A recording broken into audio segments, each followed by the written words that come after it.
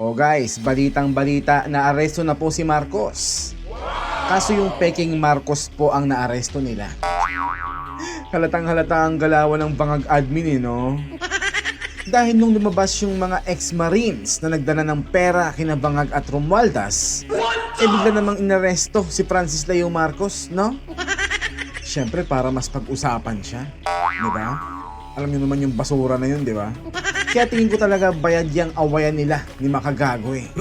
Para maging distraction kapag may pinasabog ang Duterte camp na matatamaan si Bangag, no? Pucha, halatang halata naman ang galawan. Pucha, classic diversion ng pucha. Akala naman nila hindi mahalata ng taong bayan ng mga kalokohan nila eh, no? Huling-huli na kayo, uy. Mga idols, may kumakalat ngayon na video na in-splice si Senator Kuya Bongo. At ang narrative, kinontra daw po ni Bongo si Bongo. Ha? Kaya ito kasi ang ginawa niya ng mga idol. Watch this. Wala pong reward system na sinasabi nila ngayon. Masyado pong baseless accusation po ito. Nandiyan po rin po yung reward. Nandiyan po rin po yung reward na kanyang sinabi noon. 1 million po sa mga Ninja Cups. Patay. Pag buhay, kalahating milyon lang po. Pag lumaban, 2 million.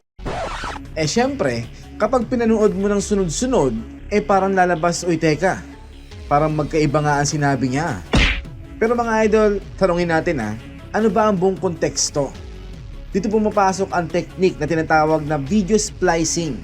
Puputulin ng statement, tatanggalin ng paliwanag at ididikit sa ibang video clip para magmukhang contradiction.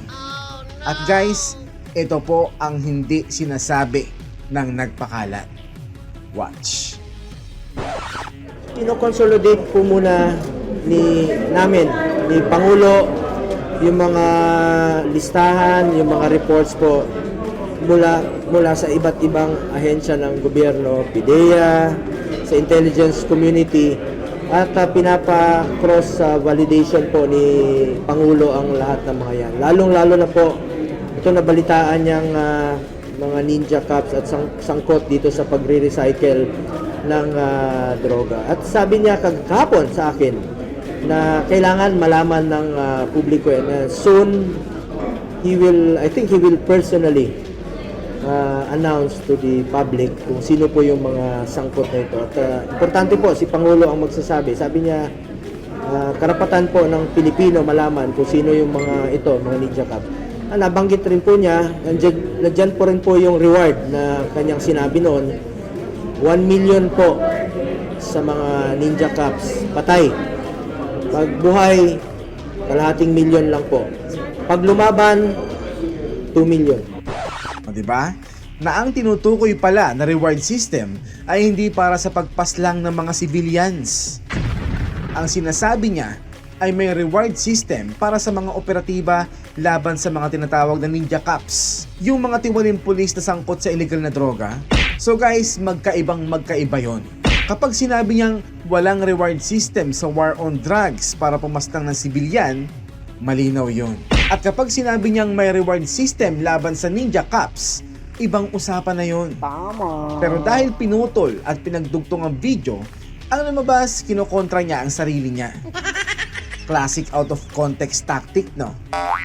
Mga idol, ito na po ang labanan ngayon. Dahil para masira ang credibility mo, gagamitan po nila yan ng editing, clipping, splicing, narrative building.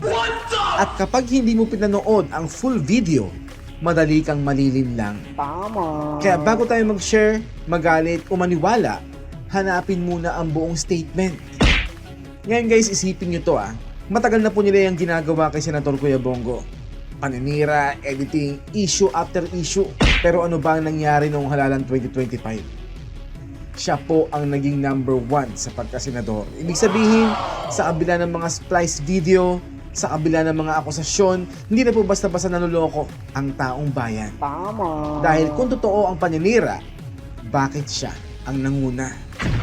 Mga idol, ang pinakamalakas na sagot minsan hindi debate, kundi resulta. Tama. At ang resulta, number 1 po siya sa pagkasenador.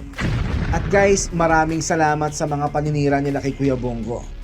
Kasi po siya lang naman ang may hawak ng highest record for the highest number of votes received by any senatorial candidate in the Philippine history.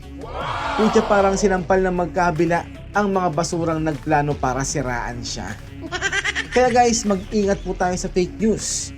Mag-isip bago mag-share at wag po basta-basta magpapadala sa mga edited narratives. Dahil sa panahon ngayon, hindi lang video ang pinipeke, pati perception. Kaya naman mga idol, gising, mag-research at wag magpaloko. Please guys, share this video para maging aware ang lahat ng mga Pilipino sa mga ganitong klaseng panluloko.